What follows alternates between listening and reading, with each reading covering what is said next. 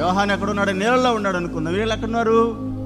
ఒడ్డులో ఉన్నారు. ఒక మాట, చాలామంది మనల్ని ఏమంటారంటే, మీరు దిగేసినారా, మీరు దిగేసినారా, మీరు దిగేసినారా అంటారు. మీరు చెప్పండి, ఒడ్డులోకి వచ్చిన వ్యక్తి రక్షణ ఓడలోనికి ఎక్కడానికి వచ్చారు. వాళ్ళు దేవునికి స్తోత్రం. ఎక్కడికండి? ఒడ్డుకొచ్చారా? ఒడ్డుకొచ్చారా? యోర్దాను నదిలో బాప్తిసం తీసుకోవడానికి యోర్దాను లోపల అక్కడ యోహాను ఉంటే వీళ్ళు ఒడ్డున నిలబడి ఏం చేస్తారంటే తమ పాపములను ఒప్పుకుంటూ ఉన్నారు. తమ పాపములను ఒప్పుకుంటున్నారు. ఎలా చేసింది, ఎలాగా ఉండింది, ఎలా మాట్లాడింది, ఎలా తిరిగింది, ఎవరితో ఉండింది, ఏమేమి తన జీవితంలో నోటితో, మాటతో, లేకపోతే చూపుతో, దేహముతో, తలంపులతో, ఆలోచనతో చేసిన ప్రతి విషయాన్ని వాళ్ళు యేసు దగ్గర ఏం చేస్తున్నారు? ఇది సరైన పునాది. దేవునికి స్తోత్రం. మన పాపములను మనం ఒప్పుకుని నమ్మదగిన వాడు, నీతిమంతుడు కనుక సమస్త దుర్నీతి నుంచి మనల్ని ఏం చేస్తున్నాడంటే ఆయన కడిగి, ఎవరో తీసేసుకున్నారు బాప్తిసం, నేను కూడా తీసేసుకోవాలి, వాళ్ళ ప్రభు బలలో పాల్పొంగులు పొందుతున్నారు, నేను కూడా పొందాలి. కాదు, మొట్టమొదటగా నీలో నీవు నేను ఒక పాపినని గుర్తించి పాప క్షమాపణ నిమిత్తం ఎవరి దగ్గరకు రావాలి? యేసయ్య దగ్గరకు రావాలి. తన విషయమై కన్ఫెస్లోకి రావాలి. తన విషయమై పశ్చాత్తాపడాలి. తను ఏంటో తను ఎరగాలి. దాని కొరకు నా ప్రియమైన దేవుడులారా, అతడు ప్రభు పాదాల దగ్గరకు వచ్చి విలపించేటటువంటి వారుగా ఉండాలి. అందుకని అంటాడు ఆయన, పాప క్షమాపణ నిమిత్తము ఎక్కడికి రావాలి?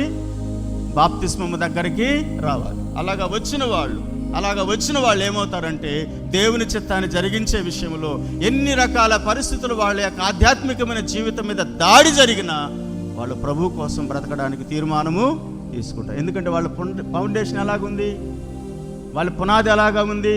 అందుకే దైవజనుటువంటి పేతురుతో ప్రభు అంటాడు, ఏమయ్యా చాలామంది వెళ్ళాలనుకుంటున్నారు, వెళ్ళిపోతున్నారు, కానీ మీరు కూడా వెళ్ళాలనుకుంటున్నారా అని అంటే ఏమన్నాడు ఆయన? చెప్పండి. పేతురుతో ప్రభు మాట్లాడాడు కదా, అందరూ వెళ్ళిపోతున్నారు నన్ను విడిచి, మీరు కూడా వెళ్ళాలనుకుంటున్నారంటే ఆయన చెప్పిన మాట ఏందండి?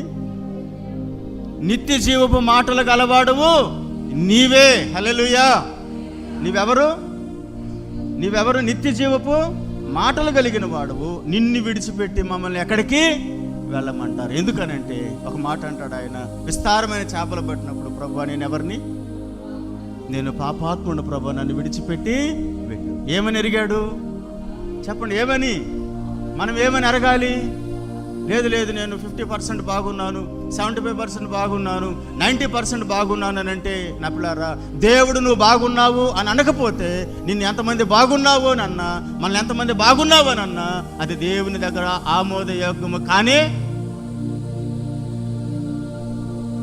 అందుకే ప్రభు చేత నిర్దోషిని ఎంచబడిన వాడు, హల్లెలూయా, ప్రభు మెచ్చుకున్నవాడే తను తాను మెచ్చుకున్నవాడు యోగ్యుడు కాడు. ప్రభు ఆయన అంటాడు, ప్రభు పాపాత్ముడు నన్ను విడిచిపెట్టి, ప్రభు అంటున్నాడు, ఇక మీదట నువ్వు మనుషులు బట్టు జాలరుగా. ఎందుకనంటే పేతురులో ఏమొచ్చింది? తను ఎవరైనా ఎరిగాడు? చెప్పండి, ఏ విషయంలో అతిశయించగలం? ఏ విషయంలో మన గొప్పవారు అనుకోగలం? ఏ విషయంలో యోగ్యులు మనం అనుకోగలం? ఏ విషయంలో మనము ఎన్నిక చేయబడిన వారి మనం అనుకోగలము? మన అర్హత, యోగ్యత ఒకటి, మనం పాపులము, మనం ఎవరిమి?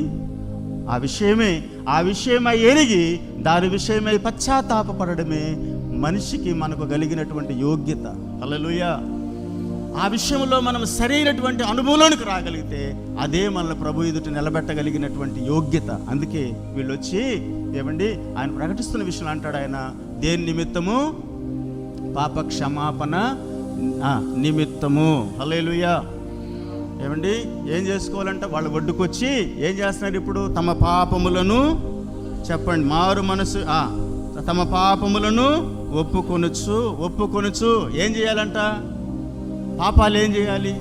ఇంతకీ మారు మనసు అంటే అర్థం ఏంటండి?